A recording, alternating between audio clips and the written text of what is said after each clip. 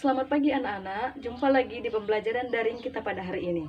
Nah, perkenalkan, saya Erna Ningsi, saya mahasiswa PVL Universitas Islam Ogan Komering Ilir, Kayu Agung. Baiklah, apakah sudah hadir semua? Baik, jika sudah hadir, alangkah lebih baiknya sebelum kita memulai pembelajaran kita pada hari ini, kita berdoa terlebih dahulu. Berdoa, mulai. Berdoa, selesai. Baik, untuk membuka pembelajaran kita pada hari ini, marilah sama-sama kita mengucapkan Al-Basmalah. Bismillahirrahmanirrahim. Nah, sebelum kita lanjut ke pembelajaran kita pada hari ini, kita akan membahas terlebih dahulu pembelajaran kita yang minggu lalu, yaitu mengenai pantun. Ada yang masih ingat apa itu pantun? Nah, pantun adalah puisi lama yang terdiri dari 4 baris dalam satu bait dan bersaja AB-AB dan AAAA dan mempunyai 8-12 suku kata. Untuk materi berikutnya kita akan membahas 4 hal mengenai puisi. Yang pertama, pengertian puisi. Kedua, ciri-ciri puisi. Ketiga, jenis-jenis puisi. Dan yang keempat, struktur pembangun dalam puisi. Selanjutnya, pengertian puisi. Puisi adalah karya sastra yang dipadatkan, dipersingkat, diberi irama dengan bunyi yang padu, dan dipilihlah kata-kata kias. Maksud kata kias ialah kata makna yang bukan sebenarnya. Puisi juga merupakan hasil karya sastra yang disusun dengan menggunakan kata-kata sederhana yang imajinatif sesuai dengan struktur fisik dan batin. Nah, kalau kita memperhatikan sebuah teks puisi, bisa dipastikan kata-kata yang terdapat dalam puisi pasti kalimatnya padat, singkat, dan berirama. Dan biasanya di akhir-akhir pada kalimat itu ada yang namanya rima. Dan kalau dibacakan menimbulkan irama tersendiri atau bunyi-bunyi yang padu. Nah, itulah yang dinamakan ciri khas dalam puisi. Berikutnya, ciri-ciri puisi. Yang pertama, menggunakan kata-kata yang padat atau bahasa yang padat. Maksud bahasa yang padat ini, bahasa yang jelas yang mudah dipahami. Yang kedua, memperhatikan diksi. Maksudnya itu ada memperhatikan pemilihan kata-katanya yang akan dibuat dalam sebuah puisi. Yang ketiga, mempunyai daya imajinatif dan figuratif. Yang keempat, mempunyai rima. Dan kelima, memperhatikan tipografi. Berikutnya, jenis-jenis puisi. Nah, jenis-jenis puisi ini terbagi menjadi 2 bagian. Yang pertama, puisi berdasarkan zamannya. Yang kedua, puisi berdasarkan isi. Nah, puisi berdasarkan zamannya ini terbagi lagi menjadi 3 bagian. Yang pertama, puisi lama.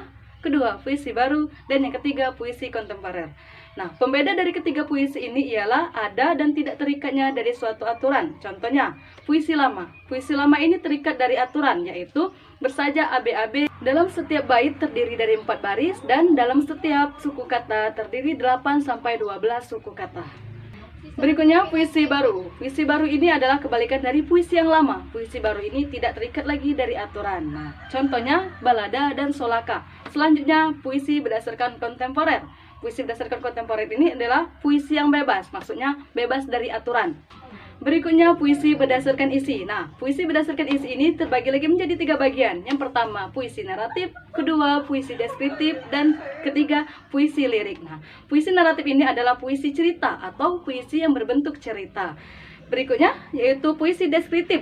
Puisi deskriptif ini puisi yang menggambarkan sesuatu atau menunjukkan ke sesuatu. Contoh puisinya adalah pemandangan alam atau suasana alam, yaitu menunjukkan fakta yang sebenarnya. Berikutnya, puisi lirik. Puisi lirik ini adalah puisi yang berbentuk lirik, seperti lirik-lirik lagu.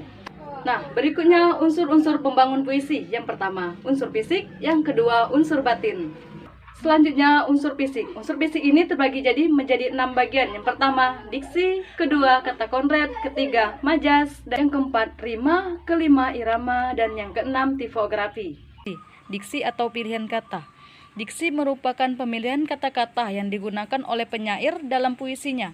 Puisi adalah bentuk karya sastra yang padat dengan sedikit kata-kata sehingga diksi atau pemilihan kata menjadi sangat penting dan krusial bagi nilai estetika puisi. Yang kedua adalah imaji. Imaji adalah unsur yang melibatkan penggunaan indera manusia, seperti imaji penglihatan, imaji suara, dan sebagainya. Imaji dapat dibedakan menjadi 3 bagian, yaitu imaji suara atau auditif, imaji penglihatan, visual, dan imaji raba atau sentuh, atau imaji taktil. Misalnya pada contoh puisi berikut, pada kata nyur melambai. Itu menggunakan imaji apa? Kalau kita bisa menentukan arti dari atau puisi dari yang katanya nyur melambai, itu yang berarti menggunakan imaji penglihatan, imaji visual. Contoh lain lagi, misalnya pada puisi yang menggunakan kata-kata ombak berderu. Nah, pada kata ombak berderu itu menggunakan imaji apa? Nah, pada kata ombak berderu itu menggunakan imaji, yaitu pendengaran, imaji pendengaran atau imaji suara auditif. Nah, itu adalah bagaimana cara kita mengetahui imaji yang ada dalam sebuah puisi.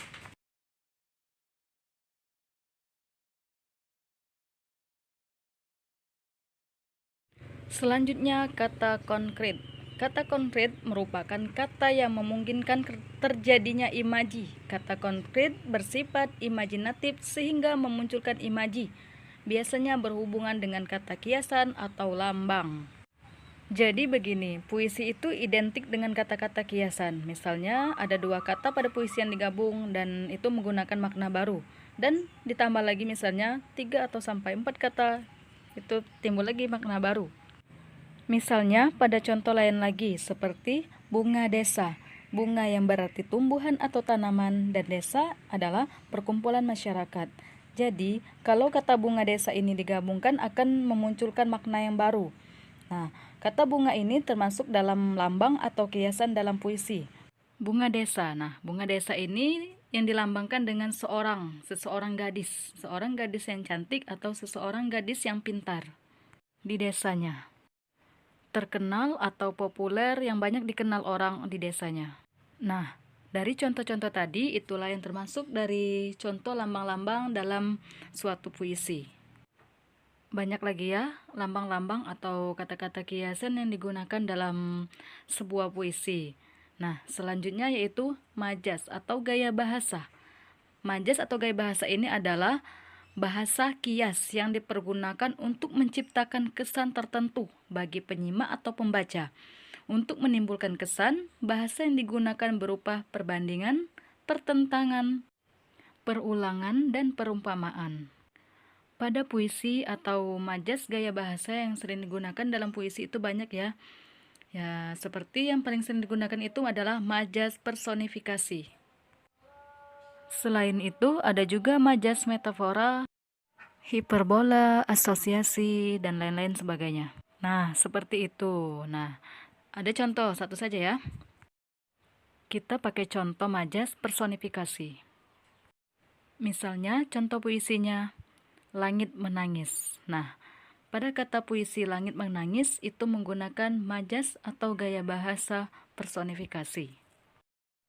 Apa itu majas personifikasi? Nah, majas personifikasi ini adalah majas yang menghidupkan suatu benda mati atau seolah-olah menggambarkan benda mati itu hidup. Dan benda mati itu bisa melakukan kegiatan seperti yang dilakukan manusia. Selanjutnya, irama. Irama adalah alunan bunyi yang teratur dan berulang-ulang. Irama berfungsi untuk memberikan jiwa pada kata-kata dalam sebuah puisi yang bisa membangkitkan emosi tertentu. Jadi seperti ini, setiap orang membacakan puisi itu kan pasti iramanya berbeda-beda. Yang terakhir yaitu tipografi. Tipografi atau perwajahan adalah bentuk puisi yang dipenuhi dengan kata, tepi kiri, kanan, dan tidak memiliki pengaturan baris. Biasanya pada baris puisi tidak selalu diawali huruf besar atau kapital, serta tidak diakhiri dengan tanda titik. Berikutnya unsur fisik puisi. Yang pertama ada tema, amanat, nada, dan perasaan. Nah, mengenai tema, pasti setiap karya sastra itu mempunyai tema. Yang kedua, amanat adalah pesan moral yang ingin disampaikan penyair dalam sebuah puisi. Nah, untuk mengakhiri pembelajaran kita hari ini, marilah sama-sama kita mengucapkan Alhamdulillahirabbil alamin. Demikianlah pembelajaran kita hari ini. Ibu akhiri dengan ucapan wabillahi taufiq wal hidayah. Wassalamualaikum warahmatullahi wabarakatuh.